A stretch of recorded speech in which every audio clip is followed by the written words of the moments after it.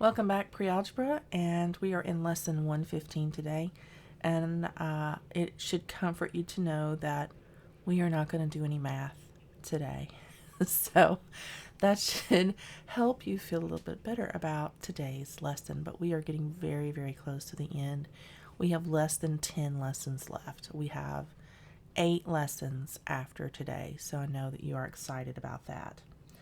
The end is near. The light at the end of the tunnel is approaching. So let's go ahead and do lesson 115. Today we're going to talk a little bit about some geometry. We're going to do a little geometry review and talk about some terms. And the first term is plane. So let me write that up there for us. All right, so let's talk about these terms here. A plane, not what you would write in to go visit wherever, but a geometric term. Plane is a flat surface. Think about a piece of paper or a tabletop or the floor or a wall. Just a slice of reality, just a flat surface.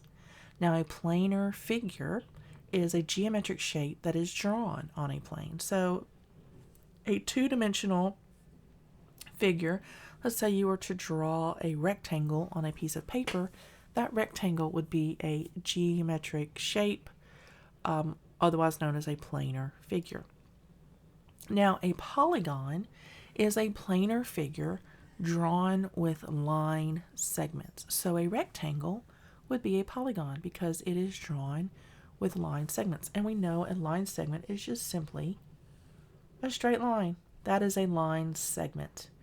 And so a line segment can be any length, and we can draw as many of them as we want, as long as they are connected at the corners.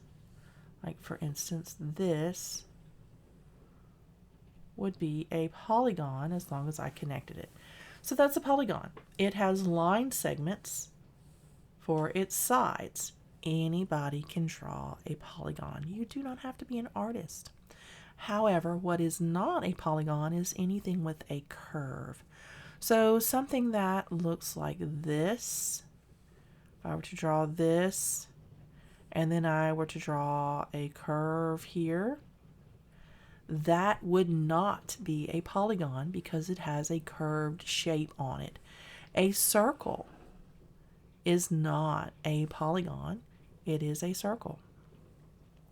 So that is the difference. A polygon must be drawn with flat sides, or what we call line segments. Moving on. If you haven't written down these definitions, I would do so.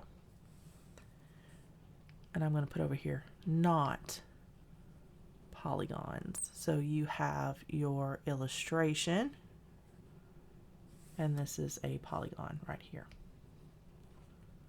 Make your notes so that you don't get mixed up later on when we have a test. All right, there are 2 types of polygons. This polygon has a little indentation, so the line segments made something that kind of looks like a little cave, which is interesting because this is called a concave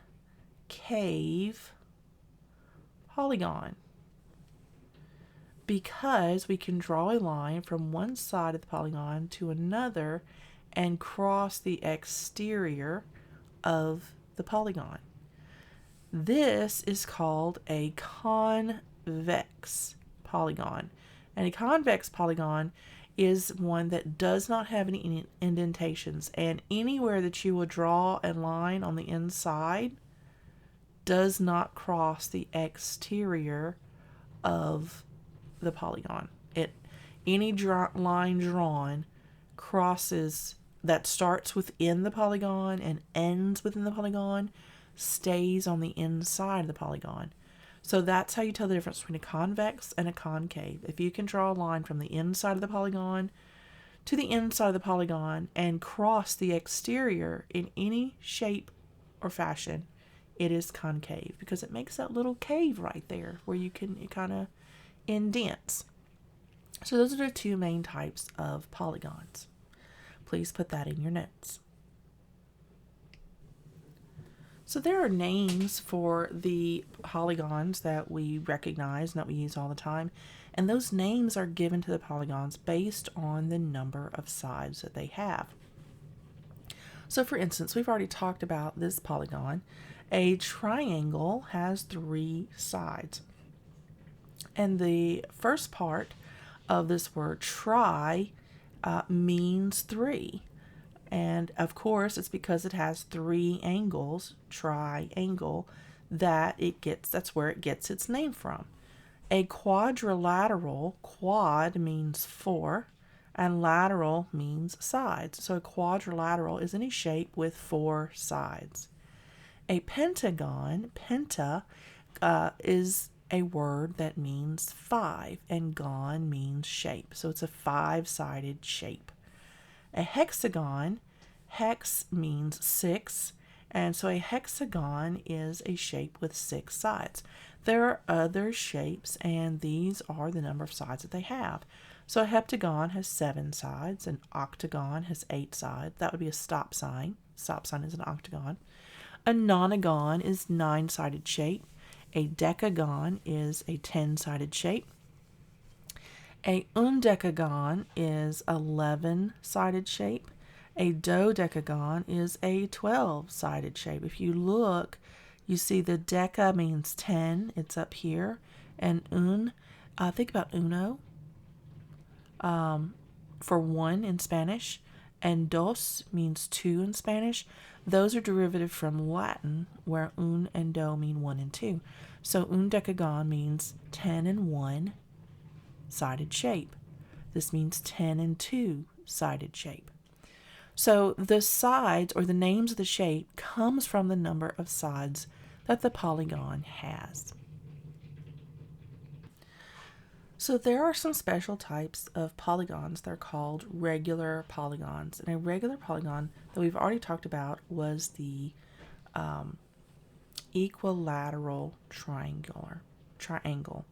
Now the equilateral triangle is also equiangular. So equilateral. It's also equiangular because when it's a triangle is equilateral, the angles are also the same. So it becomes both equiangular, I can spell that, and equilateral. Actually, there's no L right there. I misspelled it. Equiangular, not equiangular. The same is true for a quadrilateral that has all sides the same length, all the angles are the same measure. In this case, they're 90 degrees because the angles end up being perpendicular, or the sides end up being perpendicular to each other when they are all the same length and there's no skew. And all the angles are the same measure. That makes this a square. And this pentagon down here is also an equiangular, but it doesn't change the name of it. It's just called an equilateral pentagon. Much like the triangle, it doesn't have a special name. It's just got a descriptor. And the way that we mark that or indicate that is we just put a tick mark on all the sides to show that they are all the same length. So when you see a polygon that has a little tick mark on all the sides, you know by looking at it that all of those lengths, or all of the sides, have the same length. And typically, if it is a regular polygon, or typically if they all have the same length, they all have the same angle measure. But if they don't have the same measure, they're not a regular polygon. They can have the same length and then not be have the same measure of their degree. So in order to make sure it is a regular polygon, you're going to want to look for this little angle indicator as well. When you have the angle, that little arc on the inside of an angle, that is the symbol for the measure of the degree of the angle. And when it has the same tick marks all the way around, then you know that all the sides are the same length and all the angles are the same measure, so it is a regular polygon. So if you can determine the measure of one of these angles, it's going to be the same for all of these angles. The same thing here. If it's an equilateral triangle, if all the triangle is the only one that doesn't have a choice. With a triangle, if all the sides are the same length, it doesn't have a choice. All of the angles are going to be the same as well. It just has to happen that way. That is the nature of a triangle, and it is unique in that regard to the other polygons, because I could have 4 sides the same length, but I could shift it a little bit, and all the angles would not have the same degree of measure, and we would call that actually a rhombus. That is a square, or it is a square-like shape because all of the sides are the same length, but it has a skew. The sides lean and create different angles of measure inside. You cannot do that with a regular triangle. If all of the sides are the same length, all of the degrees, the angles are going to have the same degree of measure. There's no way to skew it differently unless you change the length of the sides. So the triangle is unique in that regard, in that if it does have the same length sides, then the angles are the same as well. And we know, because of the nature of a triangle, the interior measure is 180 degrees. So if all of the sides are the same length, we already know that each one of the angles is going to be 60 degrees. That's just the way it happens. That's one of the reasons why Pythagoras studied triangles specifically, because they are unique and they have certain characteristics. For instance, I can create a triangle in this square by drawing a line through it, and now this square, I have 180 degrees in this triangle and 180 degrees in this triangle. I know that the interior measure of this square is 360 degrees because I can make 2 triangles out of it. I can do the same thing with this pentagon. I can come right over here and I can make a triangle here. And from the same, you have to come from the same point. I can draw another line to the other vertex. That's supposed to be a straight line. We'll pretend it is. So I have 3 triangles. So I have 180 degrees in this triangle, 180 degrees in this triangle, and 180 degrees in this triangle. So I have a total of, let me add them up right quickly, 540 degrees within this this pentagon right here. And if it is a regular pentagon where all of the degrees of measure are the same, then I could divide this degree of measure by 5, because I have 1, 2, 3, 4, 5 angles, and I would get that each angle was 108 degrees because they all have the same degree of measure. But that is a way that you can determine the total degrees in a shape by drawing triangles. And that's one of the reasons why Pythagoras studied triangles so exclusively, because they are the foundation of so many of our polygons, and they lead to being able to calculate other shapes. And it's a very interesting topic. And if you ever studied trigonometry, that is the study of triangles and their relationships within our world. It's very interesting. So make your notes, and then let's move on to the next slide. So first, let's talk about a diagonal. A diagonal is what I drew to create those 2 triangles. So when you can draw a diagonal, you can create a triangle here. I've got 2 triangles, so I know that the interior degree of measure of this polygon, which is a 4-sided shape, or a quadrilateral, by the way, it's going to be 360 degrees, because 180 times 2 is 360, and I have 2 triangles here. But any line that intersects from one vertex to another vertex, that crosses the interior of the polygon is called a diagonal. So that is a diagonal, and you can have as many diagonals as you want. It's still a diagonal, but it has to go from one corner to another corner, or from one angle vertex to another angle vertex, and that would be a diagonal. So let's talk about shapes for just a minute. Let me get on my shape button here. So a trapezoid, right? A trapezoid. Let me kind of show you what that looks like. Trapezoid. A trapezoid looks a little bit like this. It has it's a four-sided shape, and it has a smaller top and a longer bottom, or it could have a smaller bottom and a longer top. It could be inverted, it could spin, or it could be rotated. But this is what it looks like. It kind of looks like a perspective of a road. If you think about it, you could see the highway, like if you were to have lines down the highway. It looks like a road going into the distance. You could visualize that. But that is what a trapezoid is.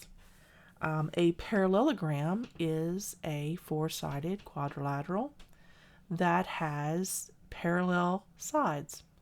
So a parallelogram could be a rhombus. This is a rhombus. A parallelogram could be a rectangle, because this side is parallel to this side, and this side is parallel to this side.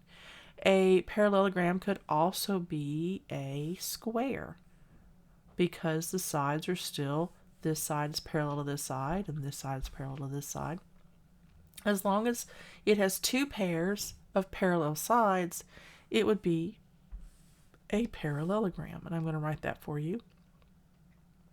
It's P-A-R-A, two L's, lelogram, or lelogram, parallelogram. That's how I have to remember it so I can spell it right, is parallelogram. And I remember how to spell parallel because the L's in the middle, they're like two lines that are parallel to each other. So that reminds me that the L's are doubled, but the R is not. Okay? So if that helps you to remember how to spell parallelogram, I'm thankful that I could do that for you.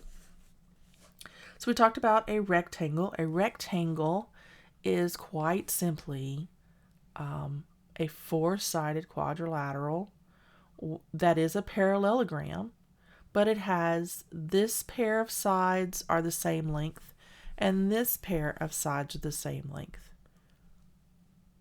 But all of the interior measures are right triangles, or right angles to each other. Sorry, not right triangles, but right angles. So we have 90 degrees in each corner.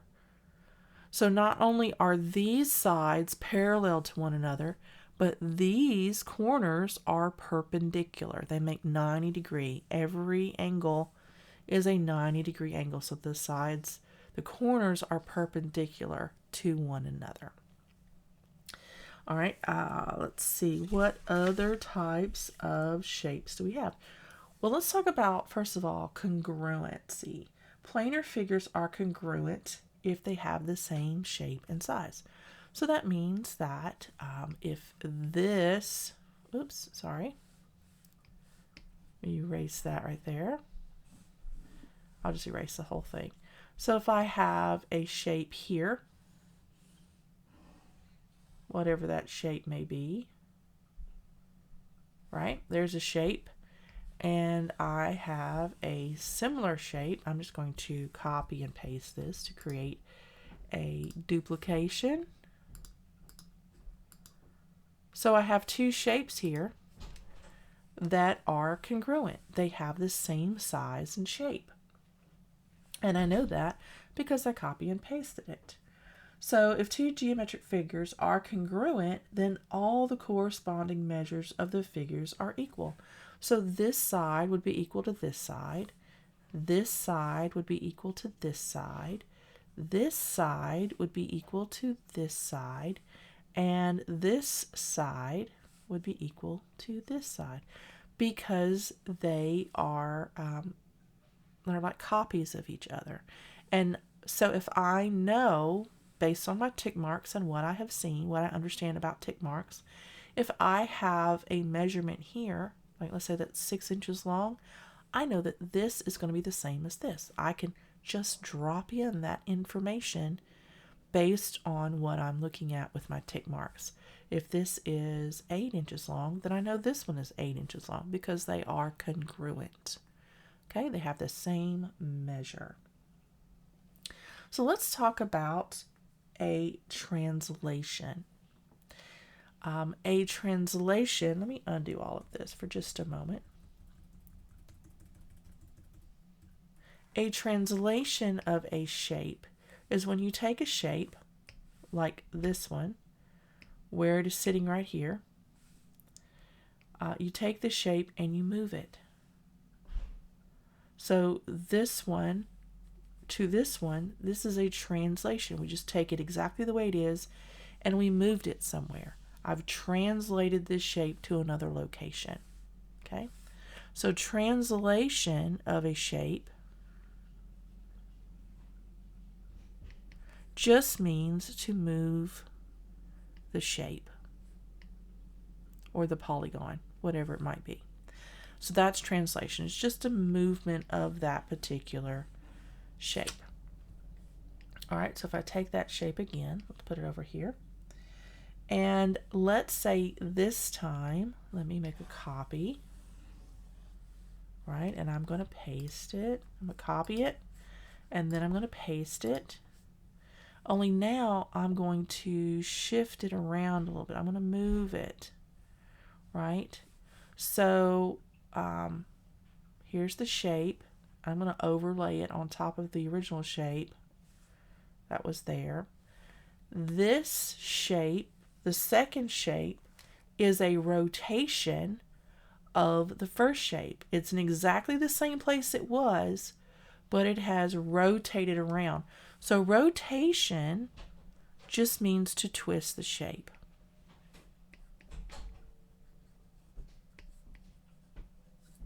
Just to twist it around.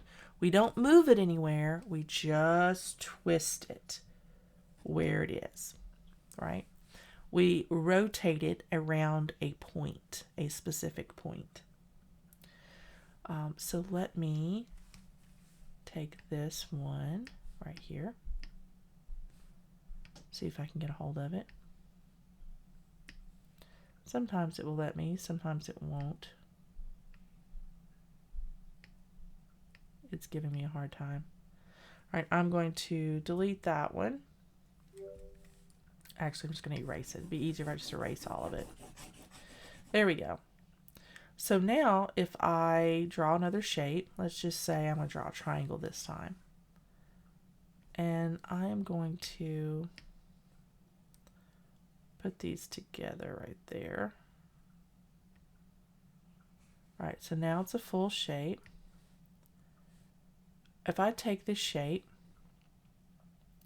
let me draw a little bit better triangle. This one is not going to help me. I'm going to draw it more like this so you can see what I'm talking about just a little bit better. Okay, so if I take this shape right here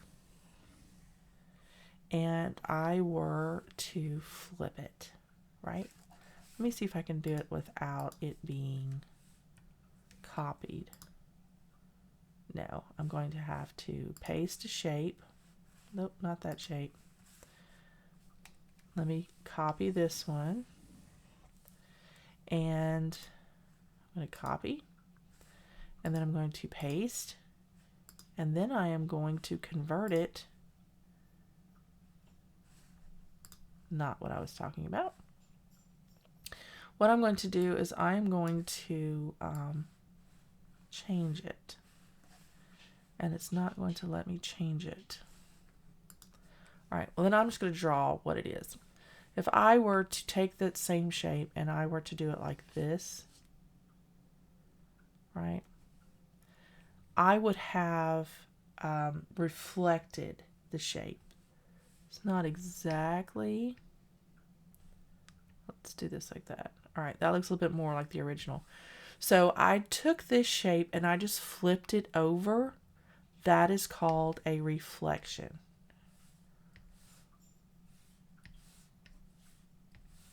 So that is a reflection. Think about a mirror.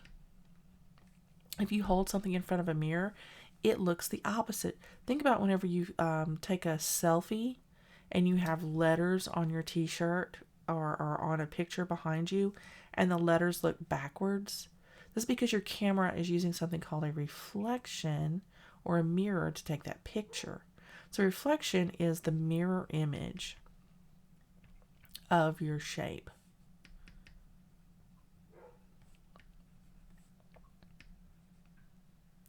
It's like somebody dropped a mirror right in between these two and it just reflected one to the other.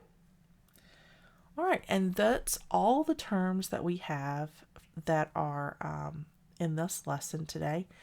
So make a note of all of these, especially translation, rotation, reflection.